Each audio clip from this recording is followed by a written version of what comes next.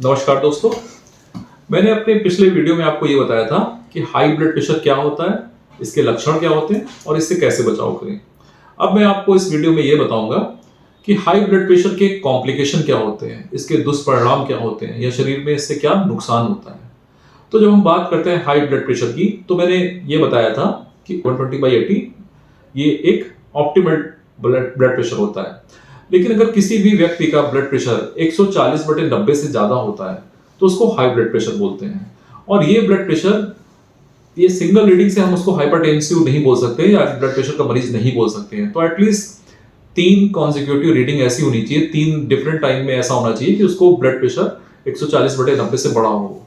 तो अगर 3 different time में उसका ब्लड प्रेशर 140/90 से ज्यादा है तो ये ऐसे पेशेंट ब्लड प्रेशर के पेशेंट होते हैं। तो आइए अब ये जानते हैं कि हाई ब्लड प्रेशर के मरीजों में क्या क्या कॉम्प्लिकेशन होते हैं।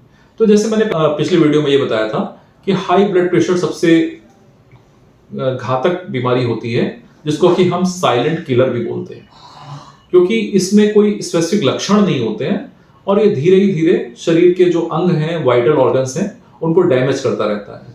तो इसीलिए इसको साइलेंट किलर भी बोला जाता है। तो अब हम 1 बाय 1 ये डिस्कस करेंगे कि हाई ब्लड प्रेशर के क्या कॉम्प्लिकेशन होते हैं और इसका शरीर में क्या दुष्परिणाम होते हैं। तो अगर हम सबसे पहले बात करें तो हाई ब्लड प्रेशर एक इंपॉर्टेंट कारण है हार्ट की बीमारी होने का, दिल की बीमारी होने का। क्योंकि जैसे ही ब्लड प्रेशर बढ़ता है तो हार्ट को वर्क ज्यादा करना पड़ता है, हार्ट का जो है वर्कलोड बढ़ जाता है, तो हार्ट को ज्यादा पंपिंग करनी पड़ती है, हार्ट की मसल्स को ज्यादा वर्क करना पड़ता है। तो धीरे धीरे ये मसल्स कमजोर हो जाती हैं और लेटर ऑन जैसे जैसे ब्लड प्रेशर काफी पुराना हो जाता है, ब्लड प्रेशर की बीमारी 2 साल 3 साल 4 साल या 10 साल तक बढ़ी रहती है और पेशेंट उसका पर्याप्त इलाज नहीं लेता है, तो ये हार्ट धीरे धीरे फेल हो जाता है, जिसको कि हार्ट फेल्योर बोलते हैं। तो हार्ट फेल्योर होने का एक बहुत बड़ा कारण हाई ब्लड प्रेशर है, अनियंत्रित हाई ब्लड प्रेशर। तो सबसे पहले हाई ब्लड प्रेशर से हार्ट अटैक हो सकता है या हार्ट फेल्योर हो सकता है।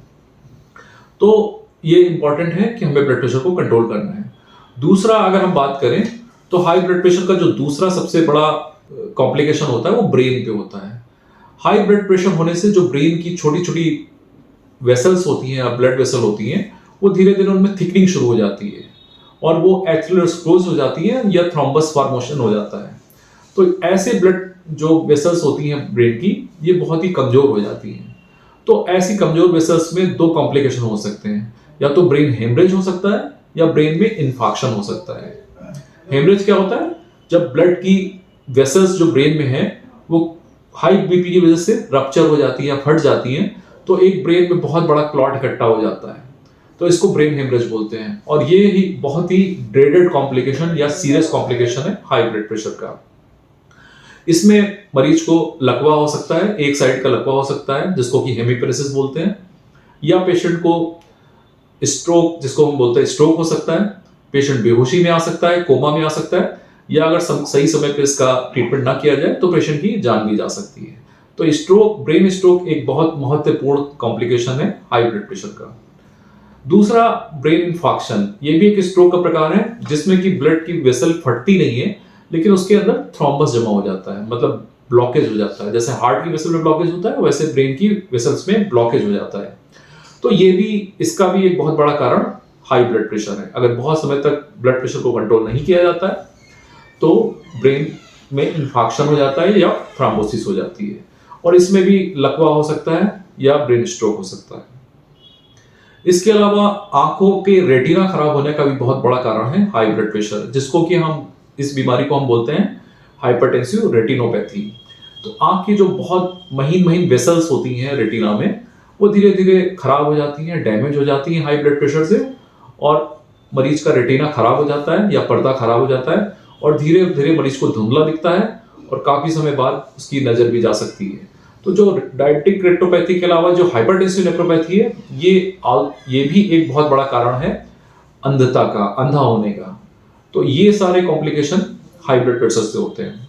अब हम बात करते हैं कि किडनी पे क्या इफेक्ट होते हैं। तो हाई ब्लड प्रेशर के मरीजों में ये देखा गया है कि बहुत समय तक अगर उनका ब्लड प्रेशर अनियंत्रित होता है तो किडनी की जो स्मॉल वेसल्स हैं उनमें भी ब्लॉकेज शुरू हो जाता है और धीरे धीरे किडनी खराब हो जाती है। इस बीमारी को हम हाइपरटेंसिव नेफ्रोपैथी बोलते हैं। तो अगर बहुत समय तक हाई ब्लड प्रेशर का इलाज नहीं किया जाता है तो धीरे धीरे मरीज की किडनी खराब हो जाती है, और ये दोनों किडनी खराब होती हैं।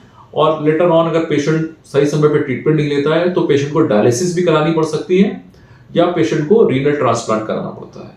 क्योंकि ये जितने भी कॉम्प्लिकेशन होते हैं हाई ब्लड प्रेशर से, ये सारे इरिवर्सिबल होते हैं, मतलब ये ठीक नहीं होते हैं। एक बार डैमेज हो गया तो डैमेज हो गया।